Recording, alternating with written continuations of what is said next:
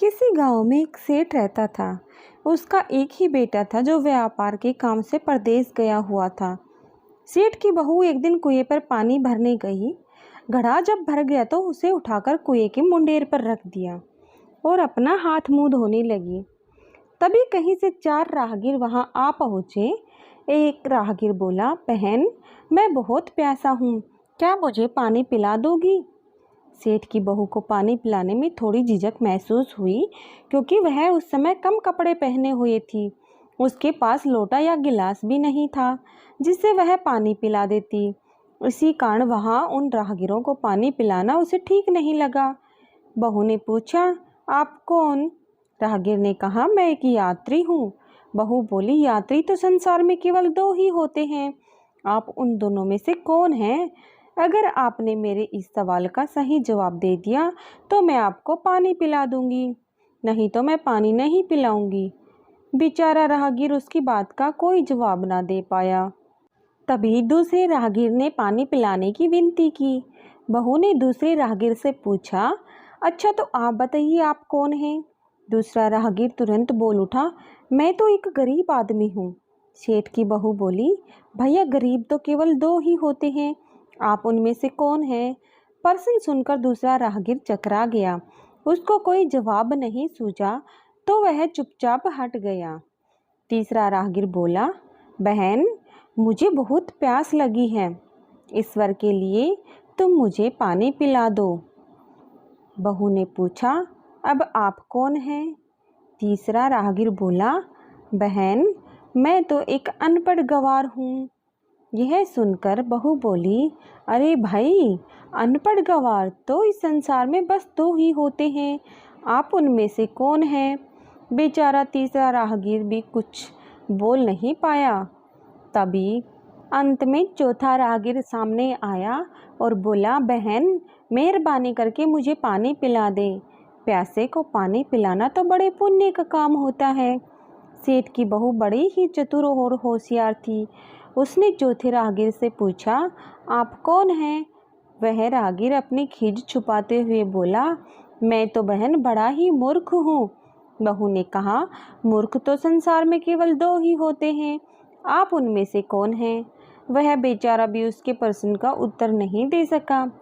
चारों पानी पिए बगैर ही वहाँ से जाने लगे तो बहू बोली, यहाँ से थोड़ी ही दूर पर मेरा घर है, आप लोग कृपया वहीं चलिए, मैं आप लोगों को पानी पिला दूंगी। चारों राहगीर उसके घर की तरफ चल पड़े।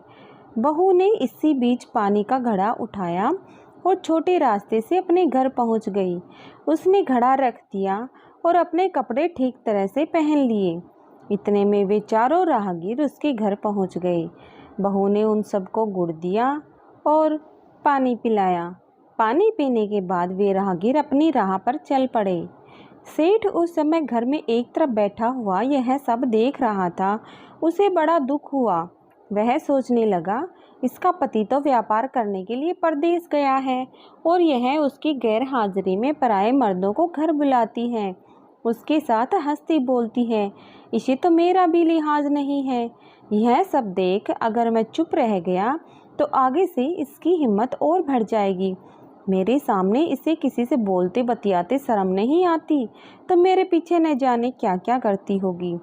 फिर एक बात यह भी है कि बीमारी कोई अपने आप ठीक नहीं होती, उसके लिए वैद्य के पास जाना पड़ता है। क्यों न इसका फैसला राजा पर ही छोड़ दूँ।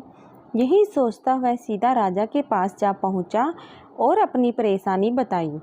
सेठ की सारी बातें सुनकर राजा ने उसी वक्त बहू को बुलाने के लिए सिपाही बुलवा भेजे और उनसे कहा, तुरंत सेठ की बहू को राजसभा में उपस्थित किया जाए। राजा के सिपाहियों को अपने घर पर आया देख उस सेठ की पत्नी ने अपनी बहू से पूछा, क्या बात है बहू रानी, क्या तुम्हारी किसी से कहा सुनी हो गई थी जो उसकी शिकायत पर राजा ने तुम्हें बुलाने के लिए सिपाही भेज दिए? बहू ने सास की चिंता को दूर करते हुए कहा, नहीं सासू माँ, मेरी किसी से कोई कहा सुनी नहीं हुई है, आप जरा भी फिक्र ना करें।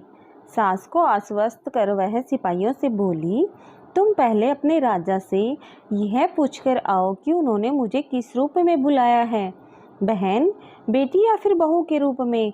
किस रूप में मैं उनकी राज्यसभा में आऊं? बहू की बात सुन सिपाही वापस चले गए। उन्होंने राजा को सारी बातें बताई। राजा ने तुरंत आदेश दिया कि पालकी लेकर जाओ और कहना कि उसे बहू के रूप में बुलाया गया है। सिपाहियों ने राजा की आज्ञा के अनुसार जाकर सेठ की बहू से कहा, राजा ने आपको बहू के रूप में आने के लिए पालकी भेजी है। बहू उसी समय पालकी में बैठकर राजसभा में जा पहुंची। राजा ने बहू से पूछा, तुम दूसरे पुरुषों को घर क्यों बुला लाई जबकि तुम्हारा पति घर पर नहीं है? बहू बोली, महाराज मैंने तो केवल कर्तव्य का पालन किया। प्यासे पथिकों को पानी पिलाना कोई अपराध नहीं है, यह हर गृहिणी का कर्तव्य है। मैं जब कुएं पर पानी भरने गई थी तब तन पर मेरे कपड़े अजनबियों के सम्मुख उपस्थित होने के अनुरूप नहीं थी। इसी कारण उन राहगीरों को कुएं पर पानी नहीं पिलाया। उन्हें बड़ी प्यास लगी थी और मैं उन्हें पानी पिलाना चाहती थी, इसलिए उनसे मैंने मुश्किल प्रश्न पूछे और जब वे उसका उत्तर नहीं दे सके तो उन्हें घर बुला लाई। घर पहुंचकर ही उन्हें पानी पिलाना उचित था। राजा को बहू की बात ठीक लगी। राजा को उन प्रश्नों के बारे में जानने की बड़ी उत्सुकता हुई जो बहू ने चारों राहगीरों से पूछे थे। राजा ने सेठ की बहू से कहा, भला मैं भी तो जानूं कि वे कौन से प्रश्न थे जिनका उत्तर वे लोग नहीं दे पाए। बहू ने तब वे सभी प्रश्न दोहरा दिए। बहू के प्रश्न सुन राजा और सभासद चकित रह गए। फिर राजा ने उससे कहा, तुम खुद ही इन प्रश्नों के उत्तर दो। अब हम तुमसे यह जानना चाहते हैं। बहू बोली, महाराज मेरी दृष्टि में पहले प्रश्न का उत्तर है कि संसार में सिर्फ 2 यात्री हैं, सूर्य और चंद्रमा। मेरे दूसरे प्रश्न का उत्तर है कि बहू और गाय इस पृथ्वी पर ऐसे जो 2 प्राणी हैं जो गरीब हैं। अब मैं तीसरे प्रश्न का उत्तर सुनाती हूँ। महाराज हर इंसान के साथ हमेशा अनपढ़ गवारों की तरह जो हमेशा चलते रहते हैं वे हैं भोजन और पानी। चौथे आदमी ने कहा था कि वह मूर्ख है और जब मैंने उससे पूछा कि मूर्ख तो 2 ही होते हैं, तुम उनमें से कौन से मूर्ख हो, तो वह उत्तर नहीं दे पाया। इतना कहकर वह चुप हो गई। राजा ने बड़े आश्चर्य से पूछा, क्या तुम्हारी नज़र में इस संसार में सिर्फ 2 ही मूर्ख हैं? तब बहू ने कहा, हाँ महाराज, इस घड़ी इस समय मेरी नज़र में इस संसार में सिर्फ 2 ही मूर्ख हैं।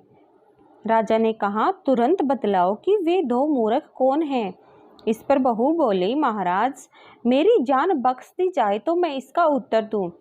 राजा को बड़ी उत्सुकता थी यह जानने की वे 2 मूर्ख कौन हैं। सो उसने तुरंत बहू से कह दिया, तुम निसंकोच होकर कहो, हम वचन देते हैं तुम्हें कोई सजा नहीं दी जाएगी। बहू बोली, महाराज मेरे सामने इस वक्त बस 2 ही मूर्ख हैं। फिर अपने ससुर की ओर हाथ जोड़कर कहने लगी, पहले मूर्ख तो मेरे ससुर जी हैं जो पूरी बात जाने बिना ही अपनी बहू की शिकायत राज दरबार में की।